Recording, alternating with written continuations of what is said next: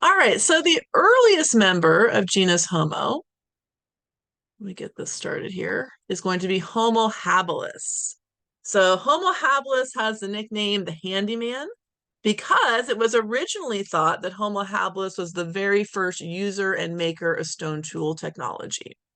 We now know through further evidence in the fossil record and anatomical evidence of the hands and marks on antelope bones, things like that, that tool use likely began with the Australopithecines. But the reason that Homo habilis is sometimes called the handyman is because it was once thought that this was the very first user and maker of stone tool technology. Now, we do certainly see an increase, an uptick in stone tool technology use with genus Homo. So even though they may not have been the first users and makers of stone tools, they likely increased. The reliance upon tools for survival likely increased with genus Homo.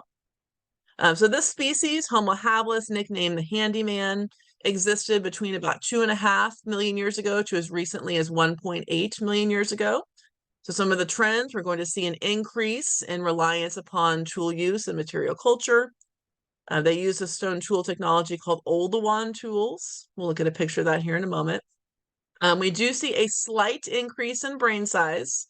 We're not going to see a massive increase until we get to Homo erectus and onwards, but we do see a little bit bigger brains with genus Homo. We see smaller dentition, so bigger brains, smaller teeth is a trend that we're starting to see.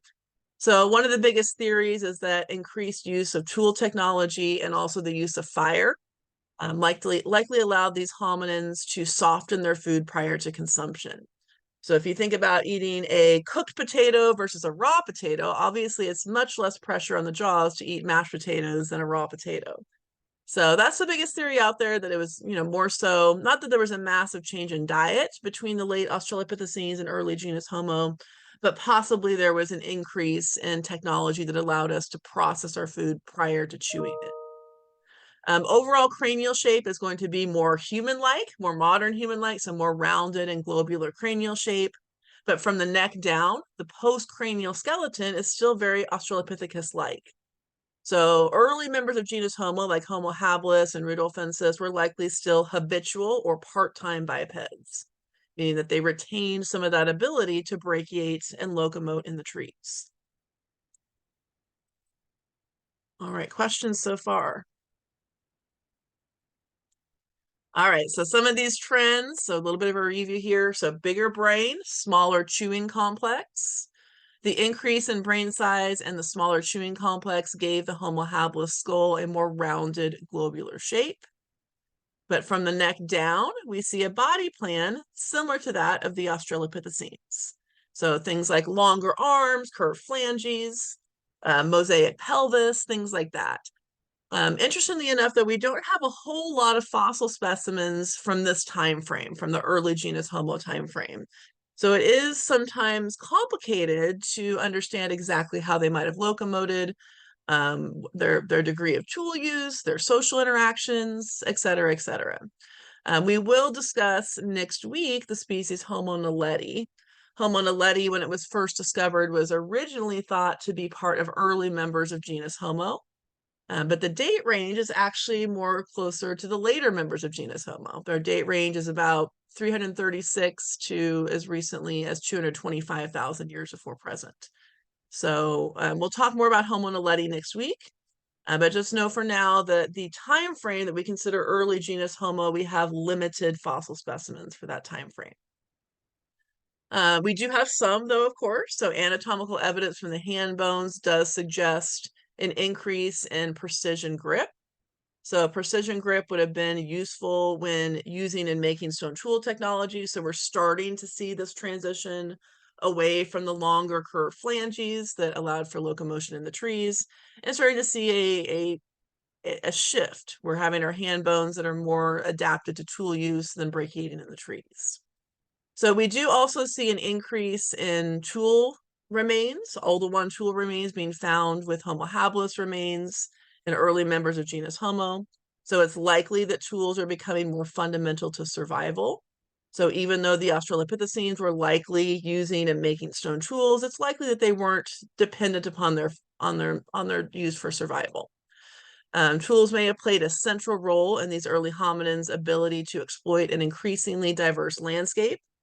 So these hominins were likely starting to exploit a variety of food resources and possibly even some degree of meat. There may have been some scavenging going on. And of course, they're continuing to eat everything that they ate before, a variety of plants, fruits, vegetation, insects, tubers, things like that.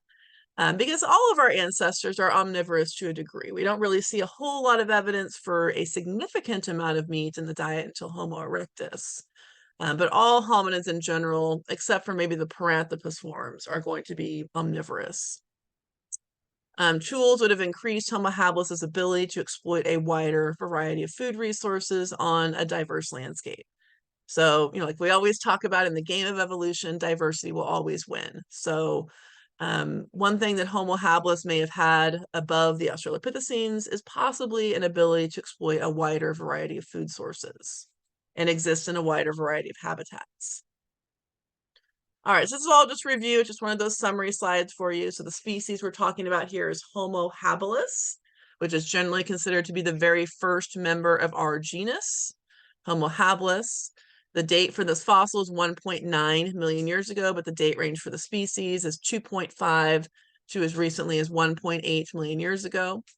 So the features that go along with this species: increased use of material culture, so essentially stone tool technology, a slightly larger brain size, so somewhere between 500 to 600 cc's for this species, smaller teeth, especially of the posterior dentition, so smaller, more generalized dentition, indicating a more varied diet, overall more rounded globular cranial shape. From the neck down, the postcranial skeleton is still indicating an Australopithecus-like body plan, so they were likely still habitual bipeds here at this point. And cranial capacity of this fossil is 510 cc's, but for the species, for Homo habilis, you can put between 500 to 600 cc's. We have questions about Homo habilis. Feeling good? Okay, so on your worksheet, go ahead and skip Homo naledi for now. We will come back to Homo naledi next week. These are just some more images of Homo habilis. So you're seeing, when you look at that image, very human-like, even though obviously their cranial capacity is about a third of the size of ours. You're still looking at those features. You're starting to see more human-like features, more rounded globular cranial shape. There's a slight degree of post-orbital constriction, but nothing extreme. There's slightly more robust brow ridges, but not as robust as you see in the Australopithecines. More vertical face, less prognathism in the face. So you can really see the vertical face here in this image, a really vertical ornathic face instead of the prognathic face that we see with the Australopithecines. All right, questions about Homo habilis at all before we move on to Erectus?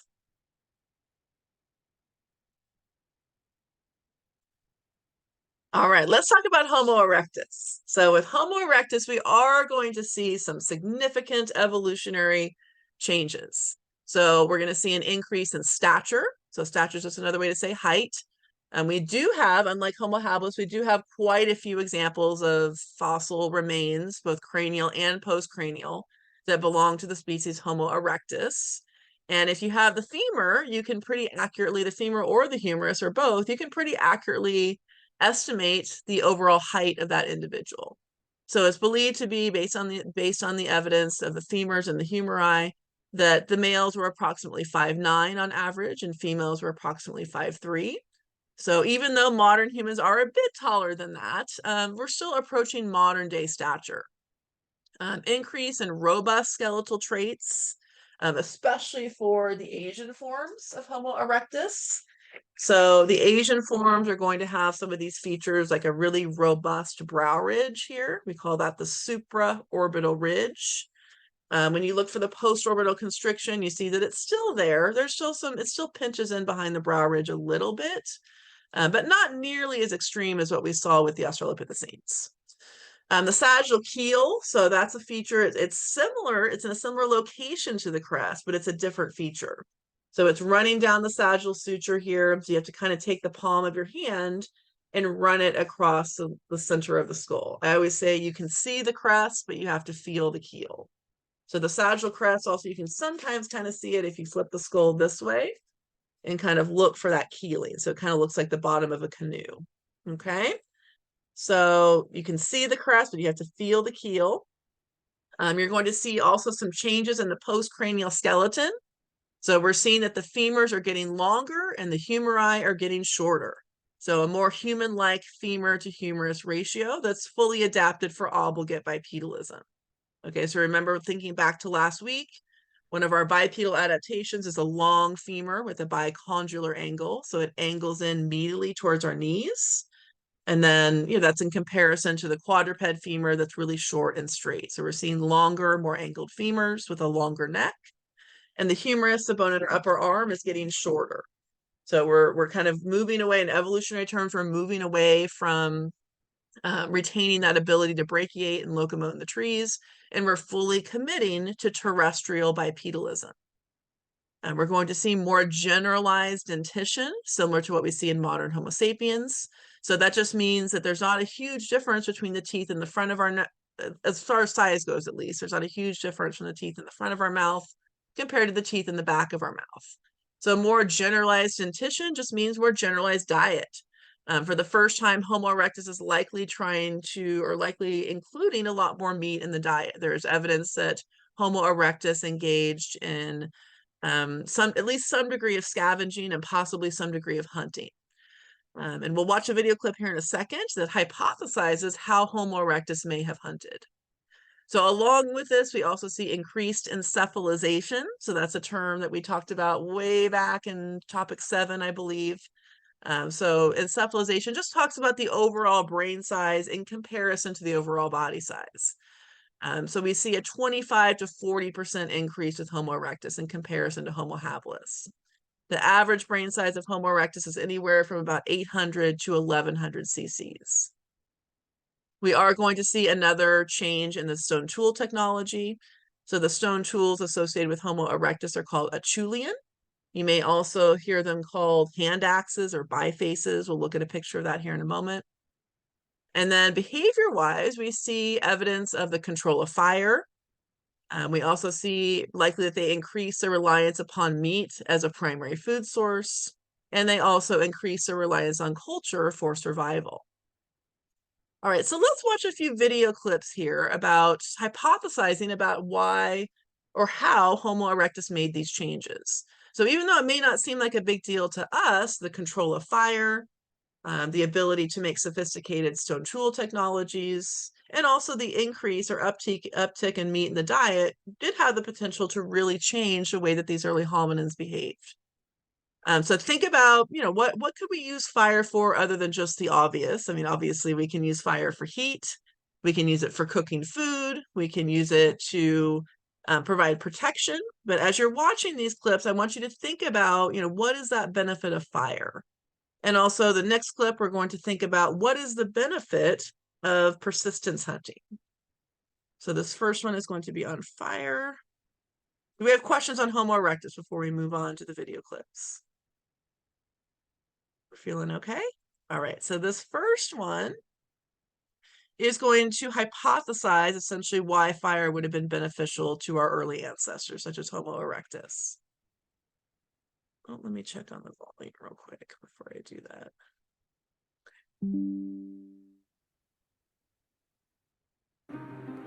There are other social animals, but none quite like us.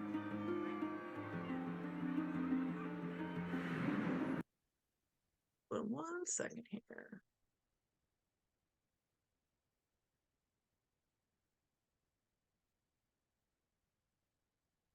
Society is in every corner of our lives. Our relationships, communication, rules, symbolism, all the things that bind us together. What's behind it? Why do we become so social? Could it have something to do with another innovation?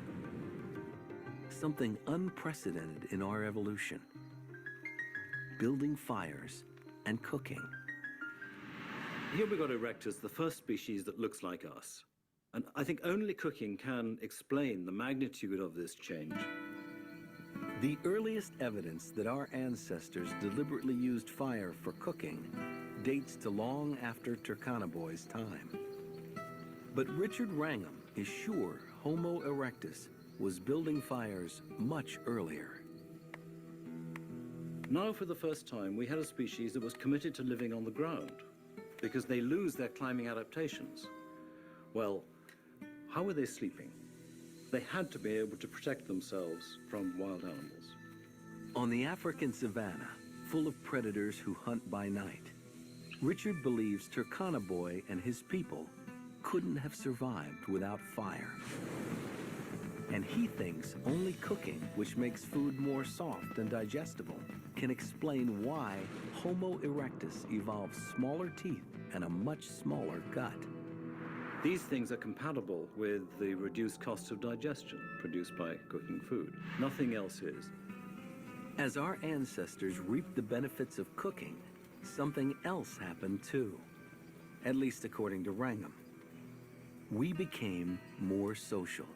Humans have this wonderfully calm temperament compared to chimpanzees, say. Where did it come from?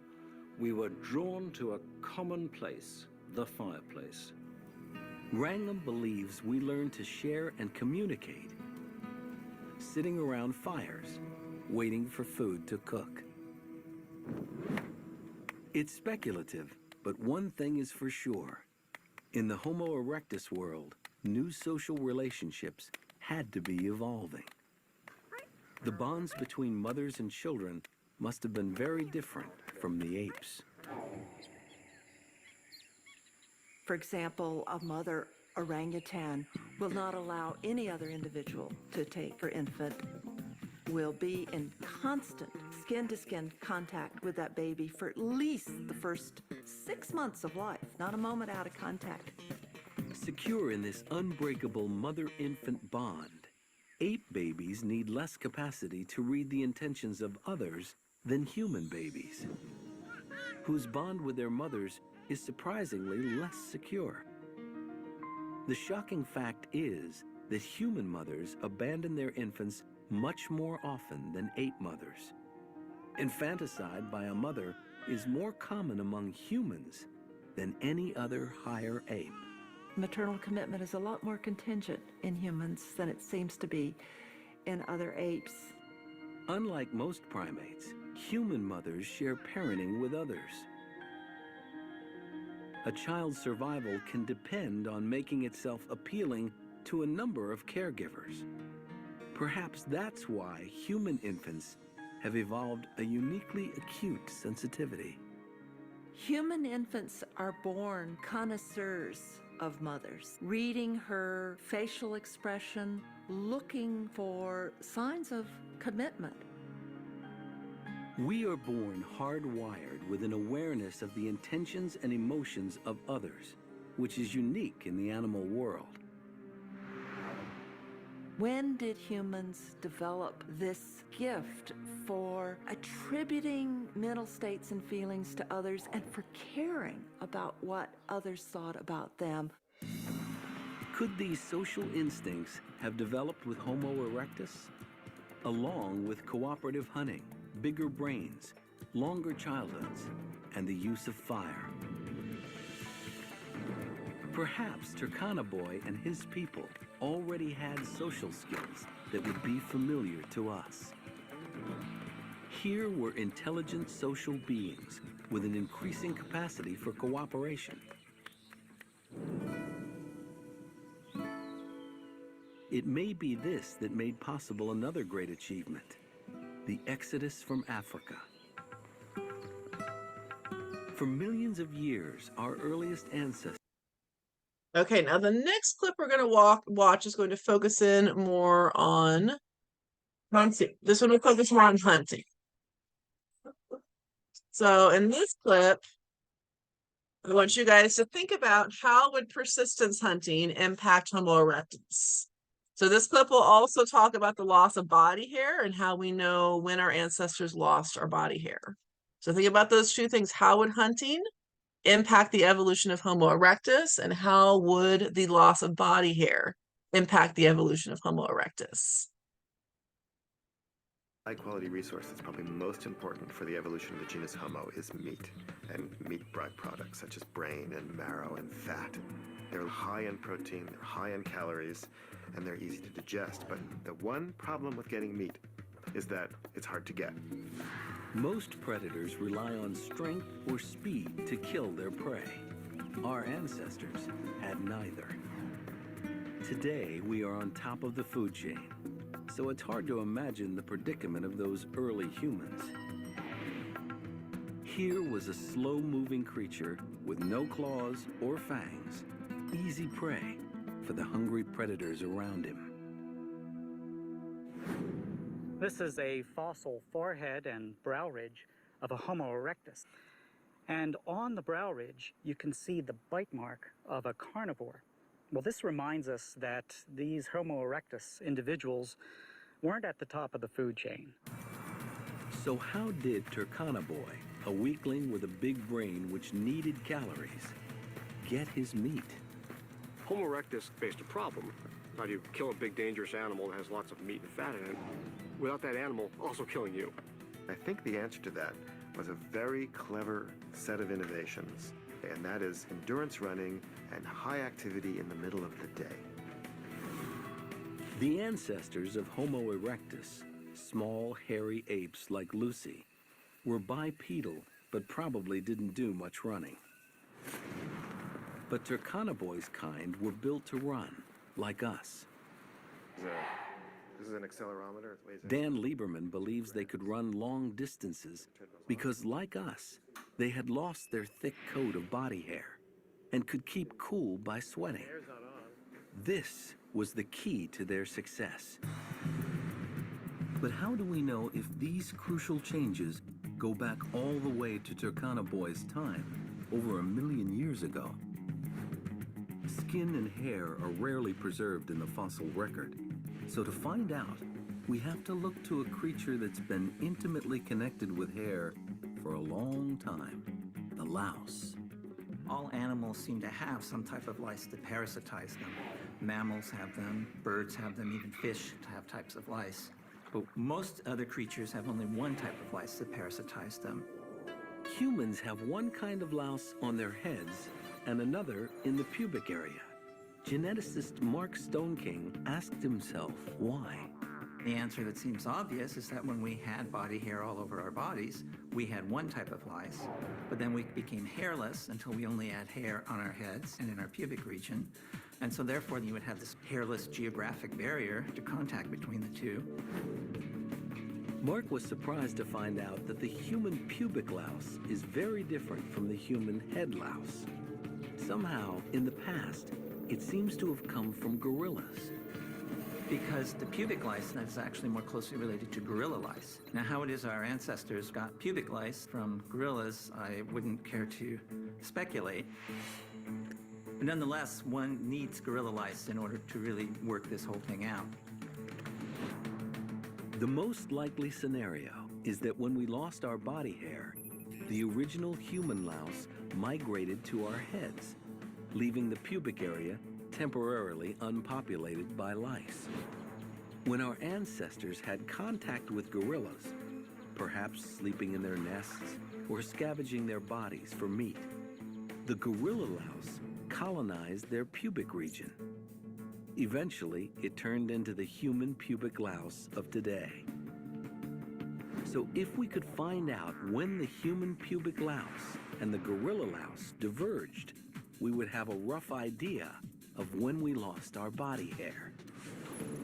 Fortunately, there's a way to figure that out. The genetic dating technique known as the molecular clock. It's based on the fact that the sequence of chemical bases which make up DNA mutate at a regular rate. It's just a very simple idea that the rate of change in DNA sequences is more or less constant over time. And that means that you have a way of determining when two species last shared a common ancestor. By counting the number of differences in the genetic code of two species, scientists can determine how long they've been evolving away from each other. When Mark used the molecular clock, to count the differences between the DNA of gorilla lice and human pubic lice, he came up with a date for their divergence. The estimated date for the divergence is roughly 3 million years ago. That means long before Turkana-boy, maybe even around Lucy's time, our ancestors had slowly begun to lose their body hair. Turkana-boy was mostly hairless, just like us. And that may be what gave him an edge over other predators. Most animals are at a disadvantage in the midday sun because they overheat. They can only cool down by panting. And when they run fast, they can't pant.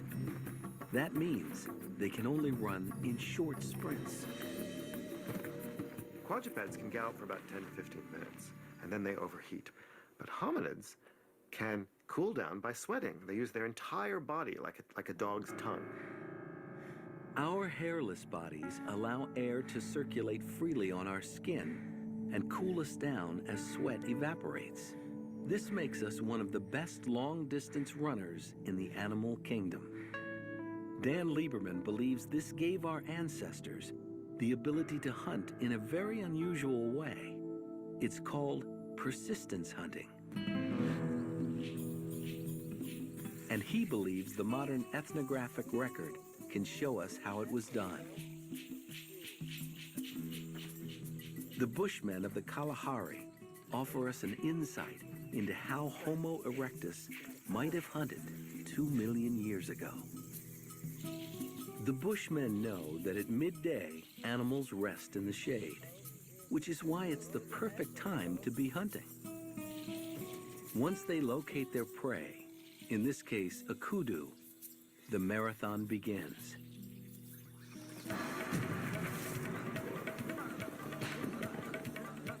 Their strategy is simple: run it to exhaustion.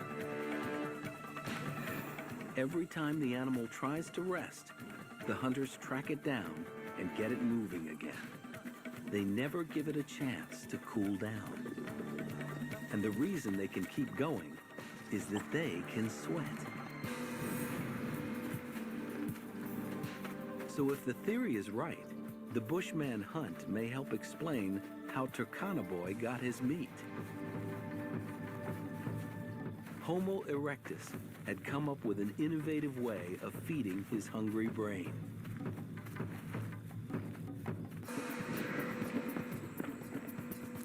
In this modern hunt, the Bushmen ran in the fierce heat for over 4 hours. The kudu was finally immobilized by heat stroke. Turkana-boy wouldn't have had steel-tipped spears like the Bushmen, but he wouldn't have needed them.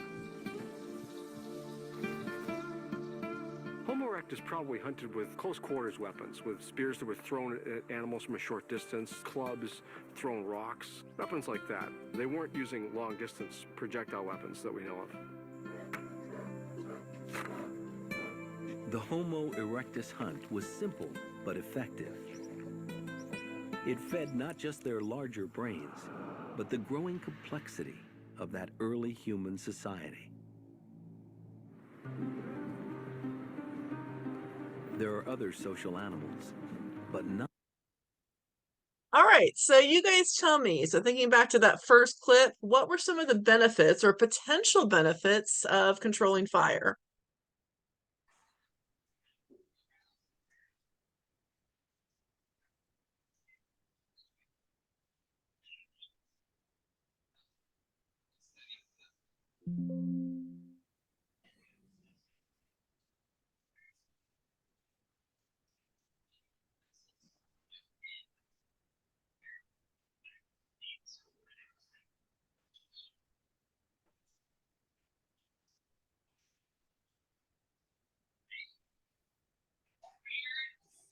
Any ideas?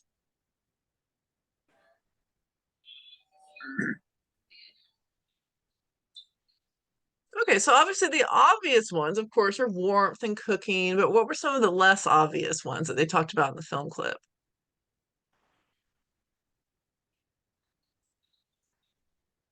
Something that we still do today. What's the benefit of having a fire pit?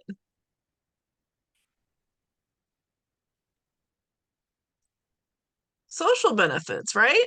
Social benefits. So even, even in modern day, we still see the social benefits of a fire pit. We still sit around a fire and discuss concepts and ideas and all sorts of stuff around a fire pit. So beyond the obvious of, obviously there's an advantage of warmth, light, protection, cooking food, but there may be social benefits of fire that occurred early in our evolutionary past that we still do today. Okay, so control of fire allows us obviously to expand into regions outside of Africa because it provides us with warmth. It allows us to cook our food and soften it prior to consumption. And it gives us a social benefit of being able to stay awake once it gets dark and discuss concepts, ideas, etc. All right, what about hunting? What about hunting is different if you're comparing the way that Homo erectus hunts to, let's say, the way a wolf hunts? How is Homo erectus hunting in a different way? Their speed of running. I'm sorry, say it one more time. Their speed of running. Okay, I'm sorry, I'm just having a hard time hearing you, Michaela. Maybe Um, type it in the chat. yeah, speed of running. Okay, so they're not necessarily faster. They're not necessarily faster. They're actually slower than most of their prey. However, they have better endurance. As bipeds, we have better endurance, so we essentially wear out our prey. The hunt may take 3 to 4 hours, but that's how it's different. We're not faster than our prey, but we have greater endurance. And then also the loss of body hair. So why was the loss of body hair an advantage when we're talking persistence hunting? It allows for what? Think way back to the human adaptation. Yeah, sweat gives us the ability to cool our bodies. So evaporative cooling, aka sweating, is far more effective when you have a hairless body. Okay, because remember, thinking back to topic 5, it's the evaporation of that liquid on the surface of our skin that actually cools us down. Okay, so loss of body hair was likely mostly complete by the time we get to Homo erectus because they did the research on the pubic louse versus the head louse. And we see that those begin to diverge around 3 million years ago. So around Lucy's time. But likely, by the time we get to Homo erectus, they likely had more body hair than we do, but they were likely mostly hairless. Okay, so they were able to effectively cool down using evaporative cooling. All right, so some big changes we see with Homo erectus: increase in stature, increase in brain size, increase in fire use, likely transition to persistence hunting, and far more the greater inclusion of meat in the diet. So the brain, as the brain is getting bigger, it's requiring more calories to support. The brain is what we call a metabolically expensive organ. So that just essentially means the brain requires a lot of calories to support. Okay. So the bigger the brain size, the more calories we need. So body sizes are getting bigger and brain sizes are getting bigger. So it was likely advantageous for Homo erectus to include a higher quantity of meat within the diet. So they're still overall omnivorous. They're still also eating vegetation, also eating fruit, also eating tubers. They're likely eating everything that the Australopithecines ate and Homo habilis ate. They're just starting to include a greater quantity of meat within their diet. Okay? Is this making sense? Questions? Feeling good? Okay. All right, let's talk about some of the details of the Homo erectus. So you see here in this image, we've got an Australopithecine all the way over here on the left-hand side. We've got Homo erectus here in the middle, and then Homo sapiens all the way over here on the right side. So with the Australopithecine body plan, you're seeing that the arms are pretty long. They're going down to like the middle of the thigh bone there. So they're going down pretty long. So the Australopithecines likely had a retention of arboreal capabilities like brachiation. So the Australopithecines were doing both. They were bipedal when traveling on the ground, but also retained that ability for brachiation. Whereas the middle option, Homo erectus, we're seeing more modern day human-like humerus to femur ratios. So you see the humerus is getting smaller, the overall arms are getting smaller, legs are longer and angled inward towards the knee. And you see that they're approaching modern day stature. And you're seeing that their pelvis is much more rounded and bowl-shaped. So we're seeing modern day obligate bipedalism with Homo erectus and onward.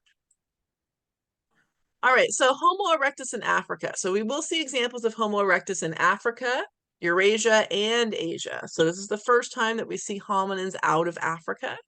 It's very possible that earlier hominins did in fact migrate out of Africa, but at least based on the anatomical fossil record evidence that we have thus far, we think that Homo erectus was the first to leave the continent of Africa.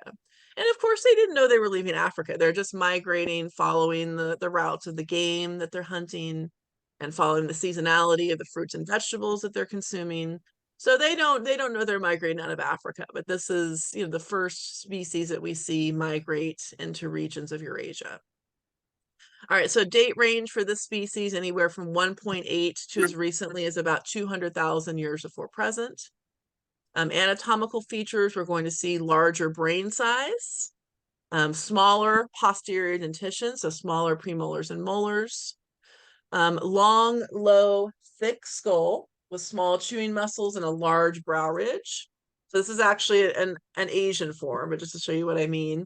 So long and low cranial vault. So when you start at the brow ridge and feel back, that's what we mean by long, low cranial vault. It doesn't go vertical. Everybody feel your own forehead starting at your brow ridge, going up to your hairline. We have a vertical forehead, whereas Homo erectus will have a long, low cranial vault. Okay, long, low, and receding. They have long legs. They have a bicondylar angle to their femurs. They have an increase in overall body size and increased tool use.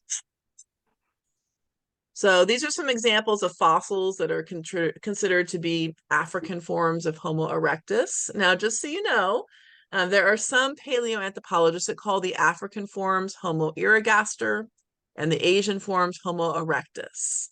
So within the field of paleoanthropology, there's this idea of the lumpers and the splitters. The lumpers tend to lump more species into one species, and then the splitters tend to split into a wider variety of species. So Homo erectus, if you see it referred to as Homo erectus, whether it's African or Asian, you're likely talking to somebody that's more of a lumper. And then if you hear them separating into Homo ergaster and Homo erectus, you're likely talking to a splitter.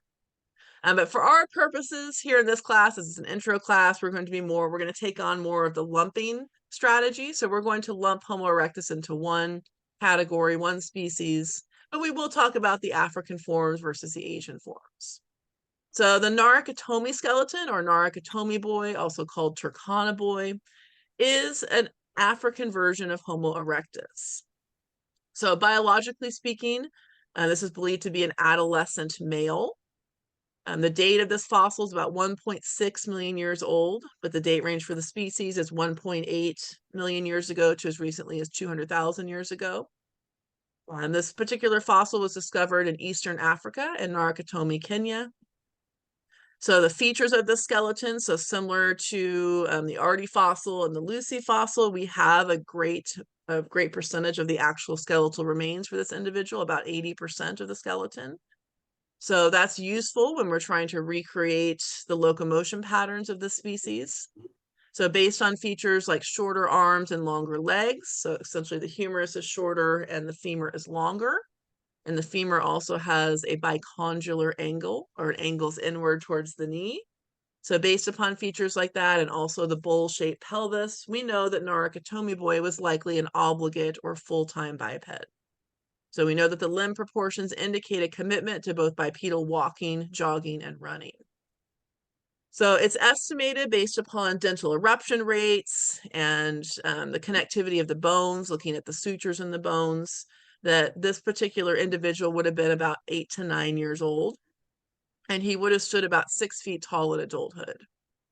So cranial capacity for this particular fossil is about 900 cc's, but the range for the species for Homo erectus is anywhere from about 800 to 1100 cc's. Okay, so the Narukatomi skeleton is also interesting because they were able to hypothesize on the manner of death, because there was actually one of the molars that had a really severe cavity that you could actually see that it had left its mark on the bone. You could see that infection had made it to the bone. So I know it sounds strange to us to literally die from a cavity, but when you think about it, if it was a severe enough cavity that an infection made its way to the bone, that infection could actually end up killing that individual. So we can actually see those remnants on the mandible where that infection would have been. So just some more images of Narukatomi boy. So you can see when you're looking at the full skeleton, you can see that the cranial capacity is a little bit smaller than what you would see in Homo sapiens, but it really looks like a modern human skeleton. So you see the rounded bowl-shaped pelvis, the long angled femurs that angle inward towards the knee. And when you're looking at the crania, you see, yes, of course, cranial capacity looks like it's a bit smaller. And the brow ridges look a little bit more robust, a little thicker. We don't have that vertical forehead. We see a receding forehead, but we're starting to see a lot of features that we recognize as more and more modern. All right, so some other examples of Homo erectus in Africa.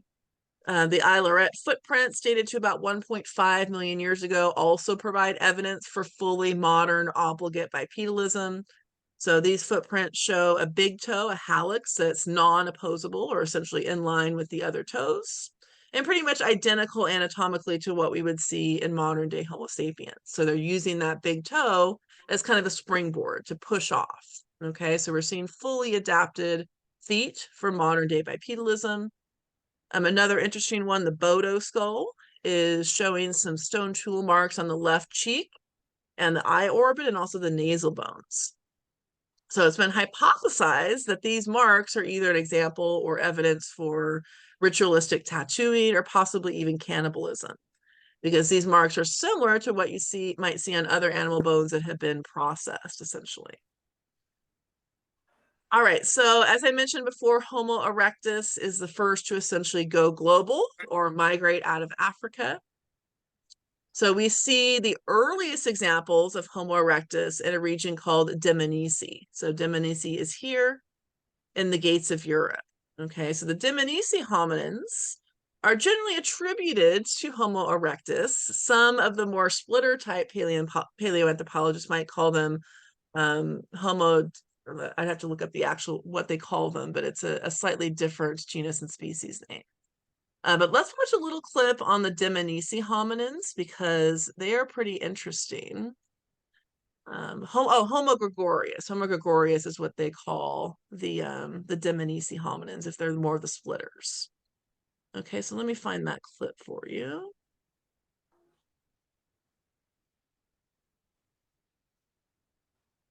Ah, yes, here we go. Okay, so this clip is going to talk about the Dmanisi hominins. So these are the very first hominins to migrate out of Africa. So think about what is the date range? So pay close attention to what is the date range and how do they date these fossils? How do they know how old they are? And also, what are some of the anatomical features that you see with the Dmanisi hominins? Any questions so far? We're feeling good? Okay, so these are the Dmanisi hominins, the first hominins to migrate out of Africa.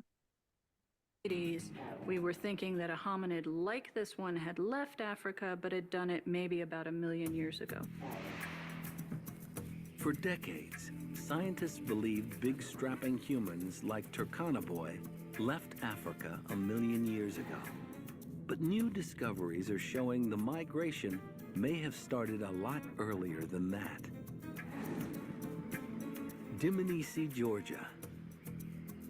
The mountains and plains of the Caucasus, thousands of miles from the Great Rift Valley, had never produced any fossils of early human ancestors. But then, an astonishing discovery was made.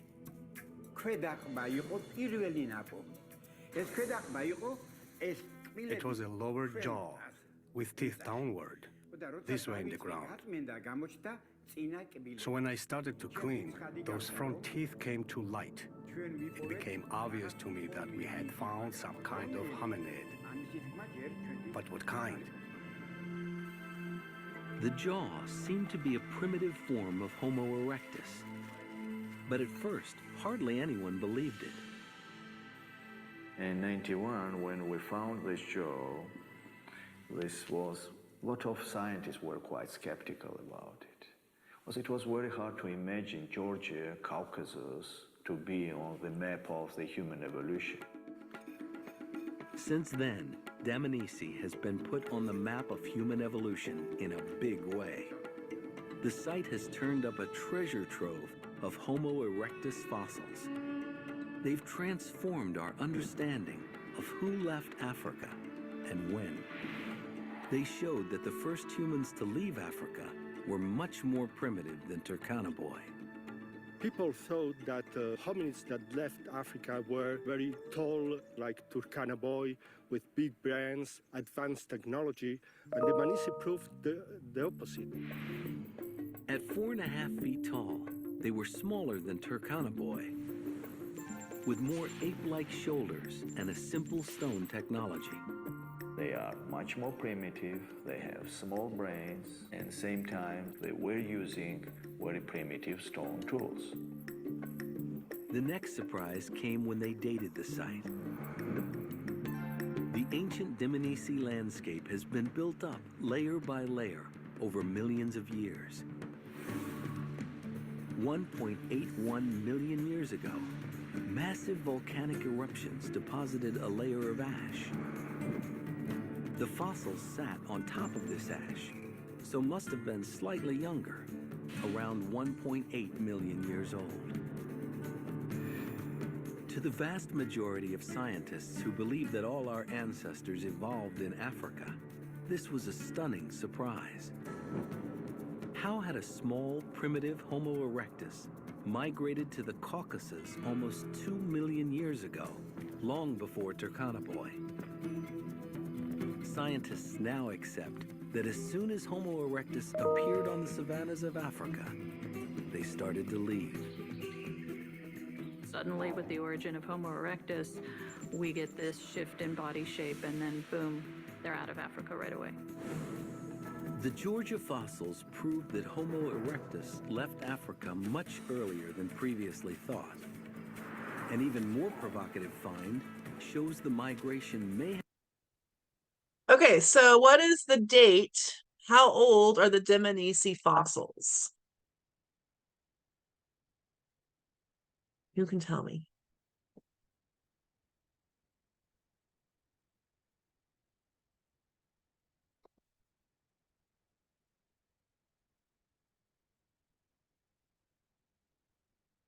Anybody?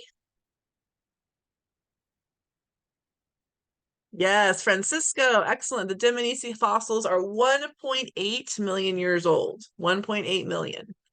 And how do they know? How are they able to date, accurately date those fossils?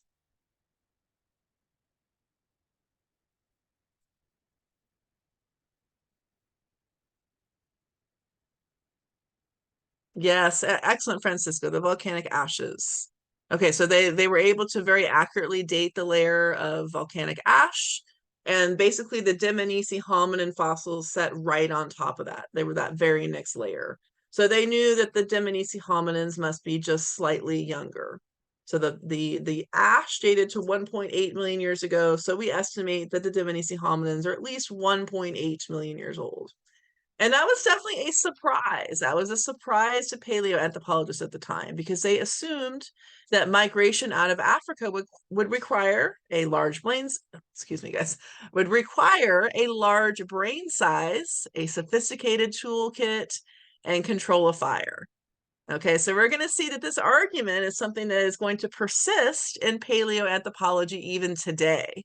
And next week, we're going to talk about Homo naledi.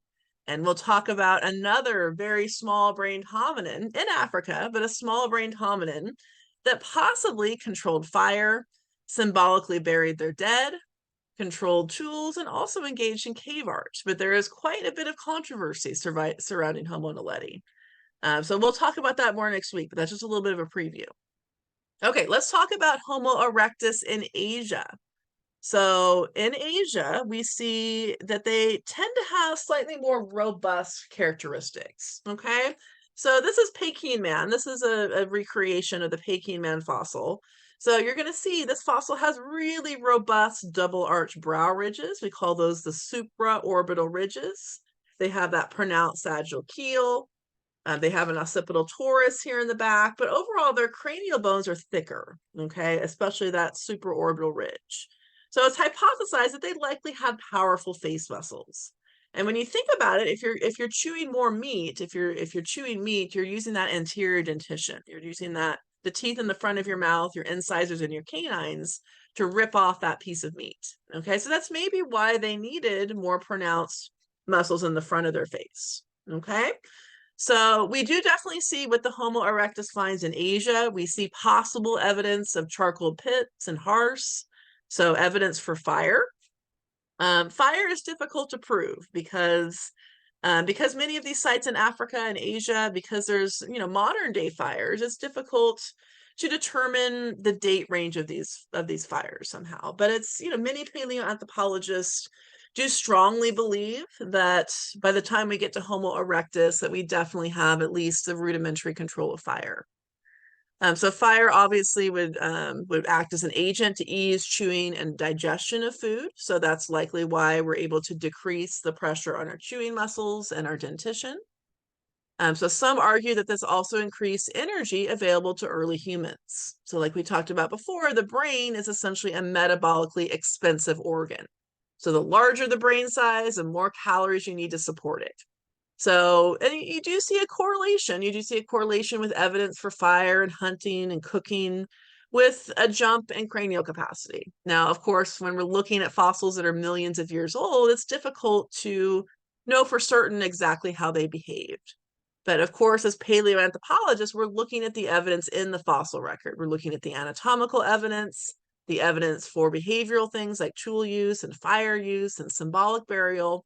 We're looking at all of those things to create educated hypotheses on how these hominids may have behaved. Okay, so obviously the control of fire would allow increased access to protein, and it would allow early hominins, early humans, to expand out of Africa into the colder, harsher regions of the rest of the old world, so Europe and Asia, essentially. And then, like we talked about earlier, additionally, it gives us those social benefits of being able to gather around a fire pit, something that we still do today, gathering around a fire pit after the sun goes down.